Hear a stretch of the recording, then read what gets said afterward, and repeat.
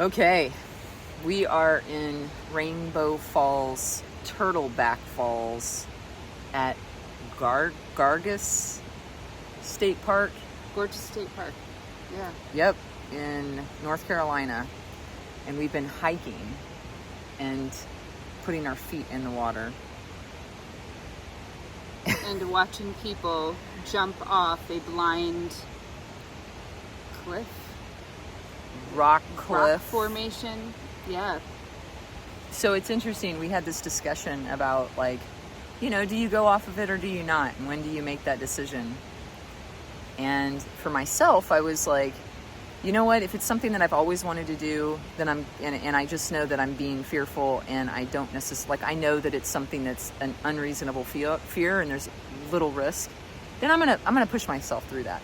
But if I've never wanted to do something and there is an apparent risk to life, then it's a solid no until I turn 70. And 70, I've created a bucket list now that I'm going to be like, you know what? Screw it. I'm going to take the risk. I'm going to start taking bigger risks at that point. And all you 70-year-olds, you may say, maybe change it to 75. Just let me know what metric, but I've got a list going for at some point. What about you? How do you make that decision? Because it looks fun.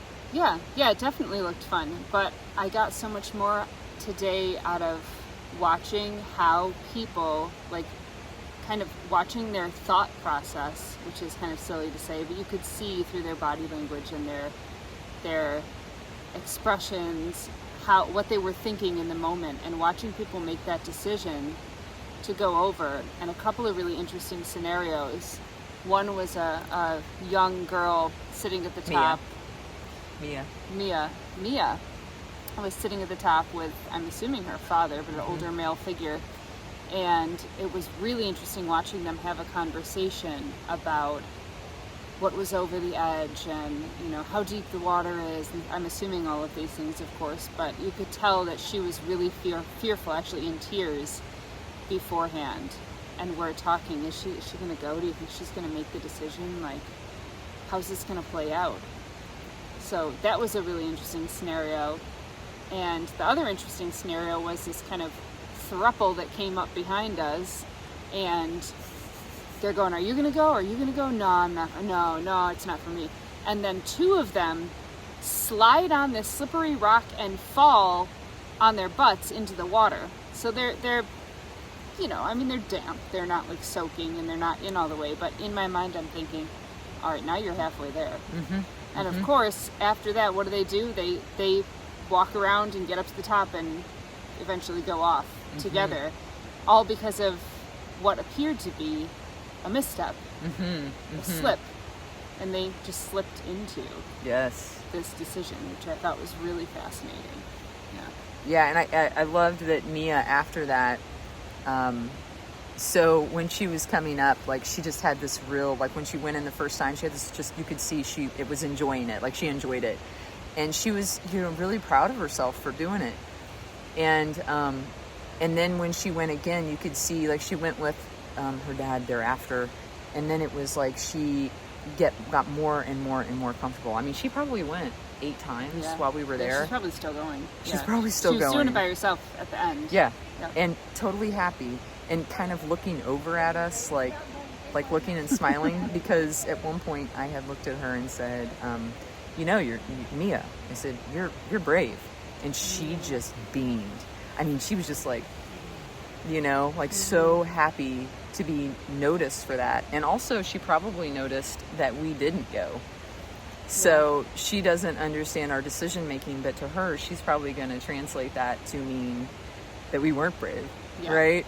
Yeah. Which I love for her, because that means that she's going to feel even more brave, in whatever she does. Yeah, she really did. So we are on this, we've been on a 2-day quantum fetch, and yesterday's quantum fetch was around, it's all about the podcast and the unfolding. And we didn't know what was going to happen or how we were going to spend our time, and we kind of had a general idea of what we might do. But we ended up listening to Spirit, and Spirit sent us on this fetch, like for a message. And yesterday's message, which we'll talk about more later, was about time that we spent together in a past life. And this particular day it's continuing, and it's about our current life fears around like what we tell ourselves around the podcast. Yeah. And one thing we wanted to really say about that is that when we talk about past lives, that is not necessarily something that, or even a quantum fetch, that I believed in before. It's one of those things that, you know, if you keep a mindset of curiosity and an openness about it, I certainly understand why people are like, I don't know about that. And I would just say, you know, just try to stay open if you can, because if you have some experience with it at some point, there's many things in my life that I didn't believe at one point and then now do believe. Yeah, that goes by my philosophy of take what resonates, leave what doesn't, but always leave space for yourself to change. You know, stand firmly in what you believe today, but also leave room to believe something completely different tomorrow. It's a very healthy perspective in adapting or assimilating new things. I like how there's a chopped down dead tree right here, and then this just amazing tree here. I mean, look at that. Yeah. Interesting. Anything else? I think that's great. We're having a fabulous time though.